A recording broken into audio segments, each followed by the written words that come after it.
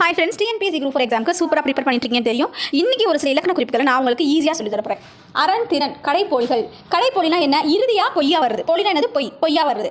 இது உண்மையிலேயே அறம் திறம் அப்படின்னு தான் வருது. இது மருவி அரண் திறன் வந்துருக்கு இல்லையா, அதுதான் கடைப்போலி. அதனால் அரண் திறன் என்பது கடைப்போலிகள். அடுத்து வாரா பொருளாக்கம்.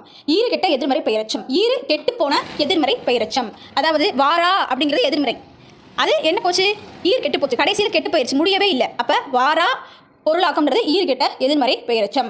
அடுத்து விடல். விடல் அப்படிங்கிறது அல் ஈற்று வியங்கோல் வினைமுற்றுன்னு சொல்லியிருக்காங்க. அது எப்படி வருது? வியங்கோல் வினைமுற்று எப்படி முடியும்? கா அப்படின்ற எழுத்தோட முடியும். ஆனால் விடுக அப்படிங்கிறது மாதிரி விடல் அப்படின்னு சொல்லி வந்திருக்கு. அப்போ அல் அப்படின்னு முடிஞ்சிருக்கு. அப்போ அல் ஈற்று வியங்கோல் வினைமுற்று அப்படின்னு தான் சொல்லணும். அடுத்து ஈன் குழவி. வினைத்தொகை 3 காலமும் காட்டி வரும். ஈன்ற குழவி, ஈன்கின்ற குழவி, ஈனும் குழவி. குழவினா குழந்தை. சரிங்களா? அப்போ இது வினைத்தொகை. டிஎன்பிஎஸ்சி பற்றிய பயனுள்ள தகவல்களுக்கு நம்ம சேனலை மறக்காமல் சப்ஸ்கிரைப் பண்ணுங்கள். யாருமே சொல்லாத இலக்கண குறிப்புகளை இன்றைக்கி நான் உங்களுக்காக சொல்லியிருக்கேன். நன்றி.